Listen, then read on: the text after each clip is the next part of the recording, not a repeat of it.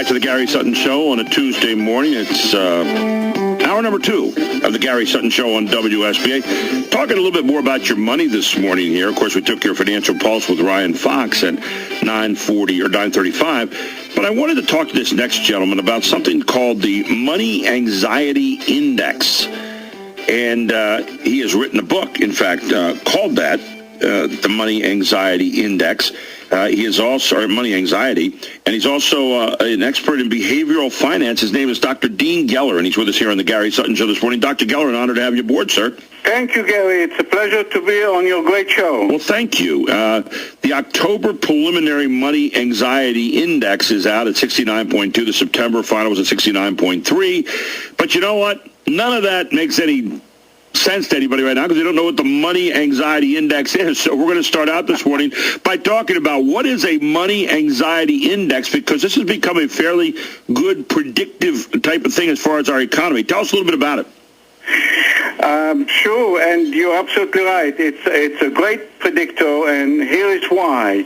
What the Money Anxiety Index does, Gary, it measures the level of fear and financial worry that consumers have by way of what do they actually do with their money, not what they say they do. And these are two different things.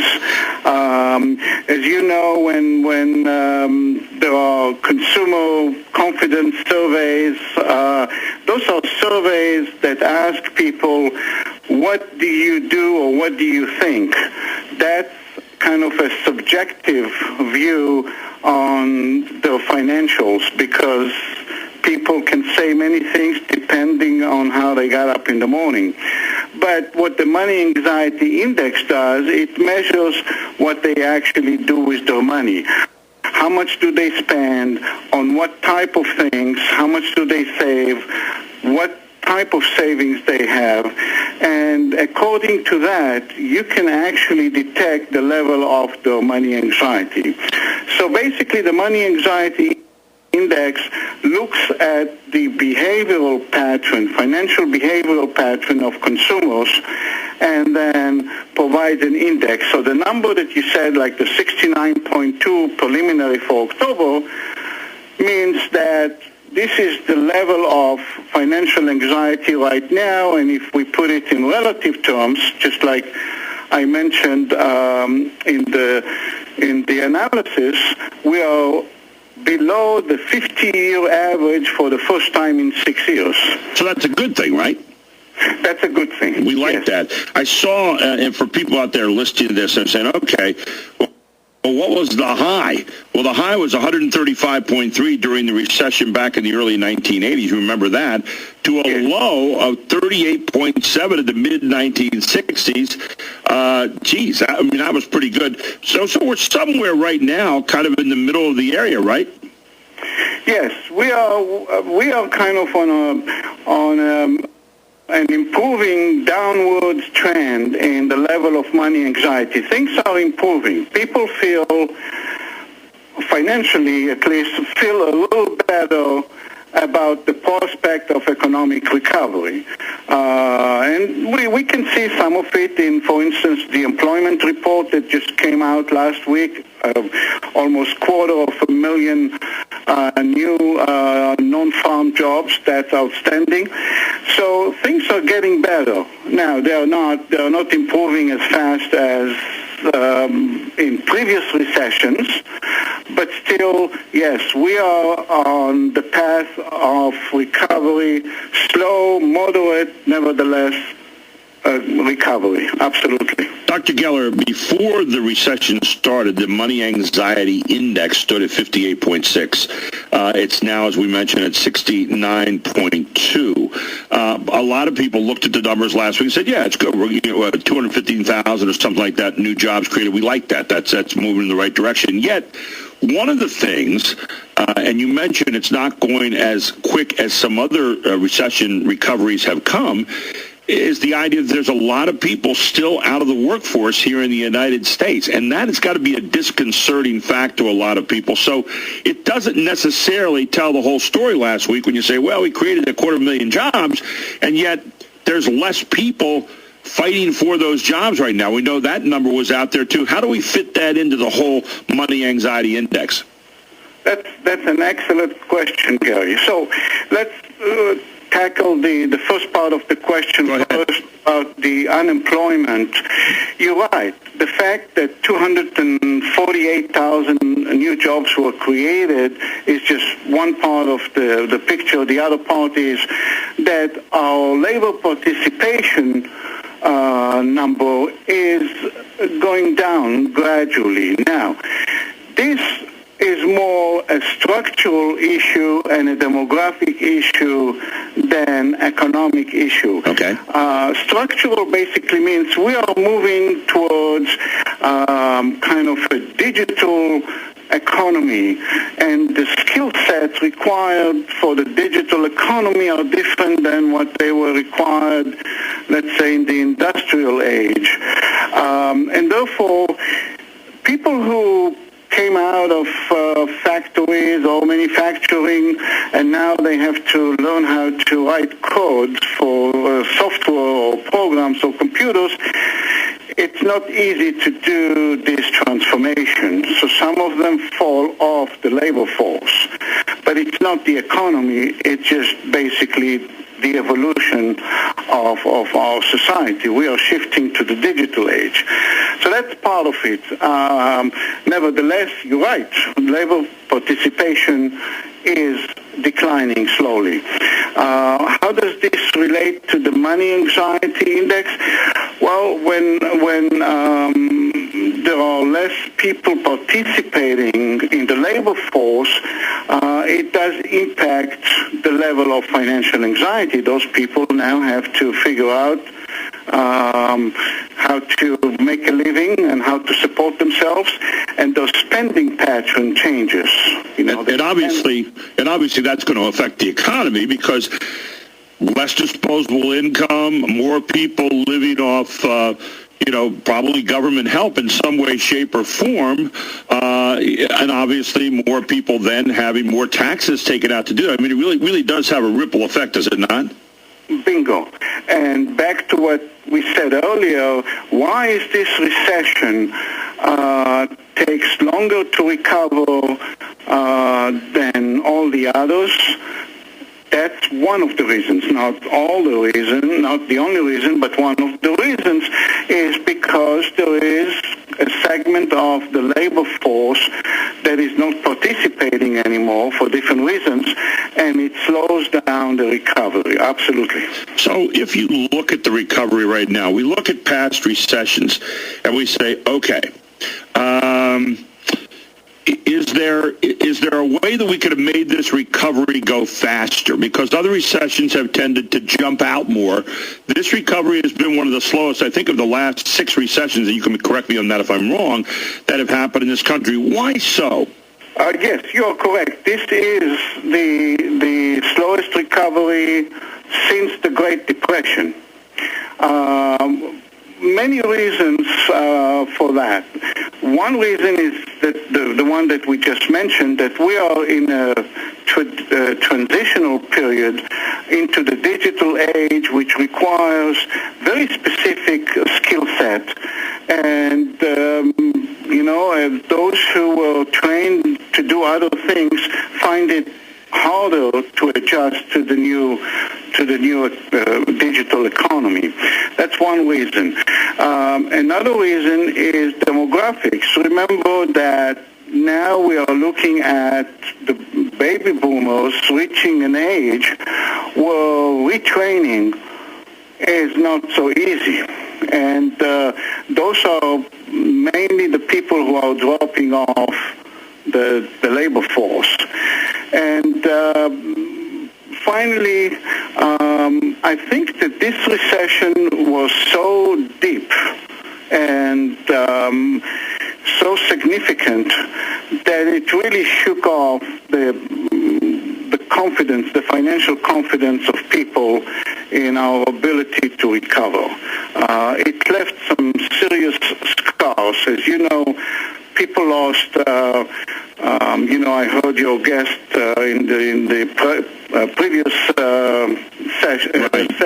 section talking about, when you are ready to retire, think about the risk level that you want to take.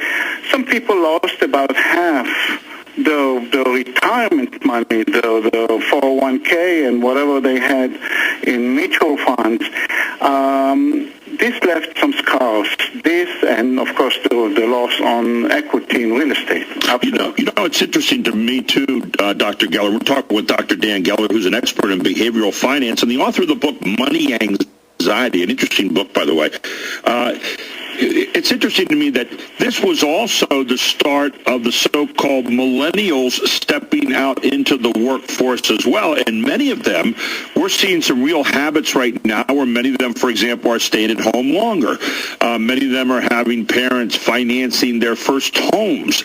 We're seeing a lot of them out there who are loath to put money into the stock market because they really don't trust it. They saw it in a whole different light stepping out of the gate. So there are some behavioral patterns right there that really kind of fit into the whole picture too, don't they? Yes, and so, you mentioned like young people who graduate from college, for instance, and go back home to stay with their parents. We have a problem now with student loans. We are now over $1 trillion in student loans, and this is the segment of the population that is supposed to now enter the labor force and buy homes and buy new cars and basically spend money on durable goods. We're in essence turning the economy over to them, right? Exactly. That's the next generation. Yeah. That's the next generation. So we are wondering why is real estate so slow to recover? Because the generation that was supposed to pick up the baton now and be the next homeowners are already in debt with student loan and student loans, and that's a problem. Yes, this is part of the issue that is slowing the recovery. Dr. Dan Geller with us, expert in behavioral finance, the author of the book Money Anxiety. We've got a caller on for you, Dr. Geller. Let's bring him in here. It's John in New York. John, you got a question for Dr. Geller. Go ahead. Your turn to make the call.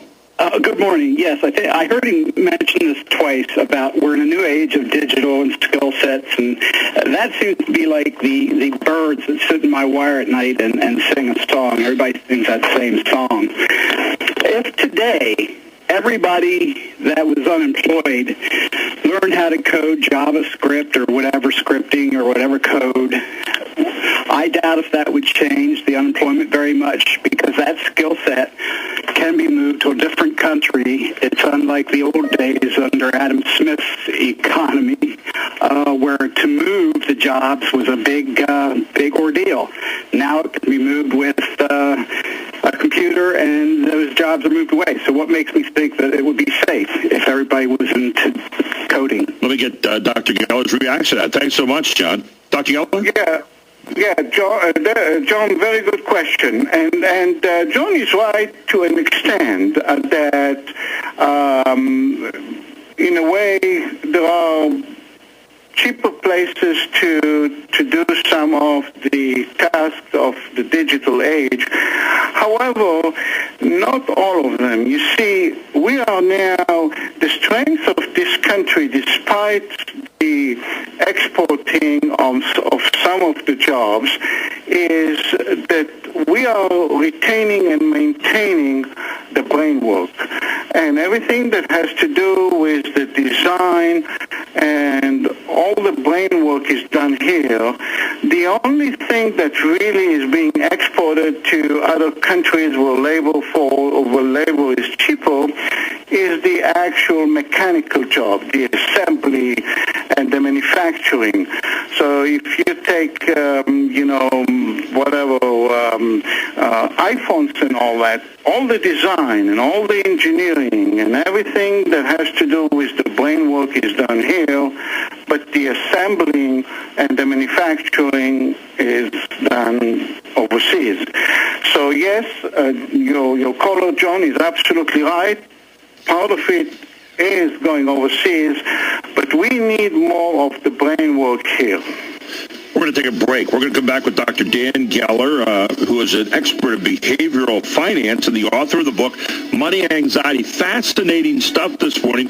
And Dr. Geller, when we get back, I want to ask you about where we go from here and when will the economic recovery be? You've got some information about that as well in the book, Money Anxiety, all here on the Gary Sutton Show on WSBA. Dr. Geller will be right back. WSBA, and we welcome Dr. Geller back. Dr. Geller, I read something interesting last week that the president said, and this is not really a political thing, it's just a statement, but the president basically said that there's no credible argument that tax cuts could help the economy. He continues to say this, and I guess one of the things I'm looking at, and since I have you here and you're an economy guy, if you give money back to people, okay, from the money that is over-collected in the government, if you give money back to people in terms of the cuts, and they have more money to use in their hands, wouldn't that be better for the economy authentically, or is there something that the president's saying there that has some truth to it? Gary, this is a fabulous question because this is kind of the holy grail of what needs to be done.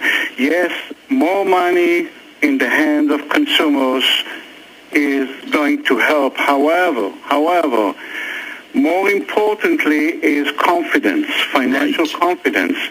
If you give more money to consumers and the financial confidence level is low, meaning their money anxiety is high, no, it's not going to help, they'll put it in the bank. That's what happens.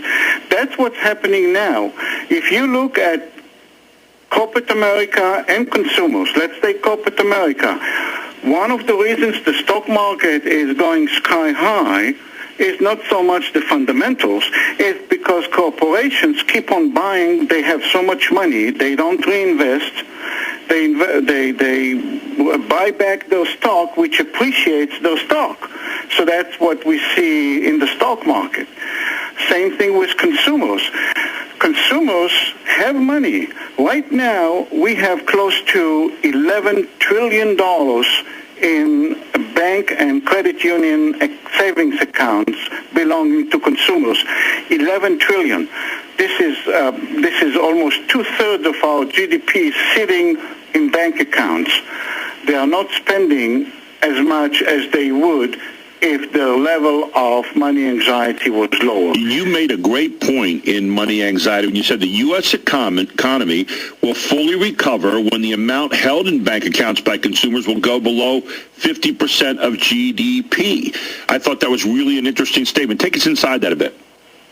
Okay, so if we look back at the last 50 years, the amount of money consumers held in savings, in their bank accounts, never exceeded 50% of GDP. It's a relative number. So when we take how much money do consumers have in the bank versus the GDP number, never exceeded 50%, which kind of gives us an idea of what needs to be done as far as saving and spending. Now, we crossed that. We are at about 57% of GDP, and the difference is about $2 trillion. Bottom line, there is $2 trillion sitting in the bank right now belonging to consumers that should have been circulating in the economy and stimulating the economy, but they are not. And there you go. And for all the reasons that we've talked about so far, so that $2 trillion sitting out there right now with consumers that could be putting back in the economy. Again, a lot of people are risk adverse right now, and there are a lot of people, as we've mentioned, for a whole lot of reasons, who really are not putting that back in the economy, but are saving, putting it away, saving for a rainy day, whatever. And when that money drops below 50%, we might well see people getting back in the economy both feet, right? That's exactly it. That's what we need. We need the level of money anxiety to go down, and which will trigger spending both on the consumer side and on the corporate side, and then we will see the economy really picking up. I have about 30 seconds left with you, Dr. Geller. So what will cut that loose? Is there any one thing that you see could really be a catalyst in cutting that money loose and getting it spurred back into the economy?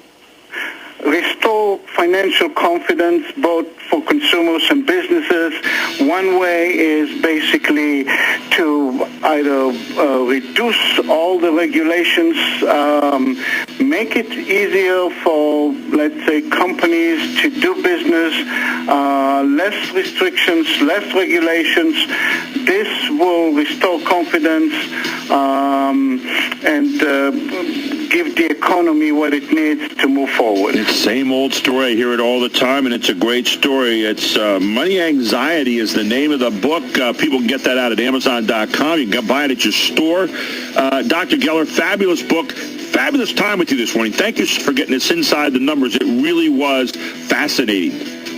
Gary, my pleasure. Anytime. Thank you, Dr. Geller. We'll talk to you again. Dr. Dan Geller with us on the Gary Sutton Show. The name of the book is The Money Anxiety, and he talks about the Money Anxiety Index. For you people who are really into where your money's going and how the economy operates and so forth, it really is an interesting read. Check it out.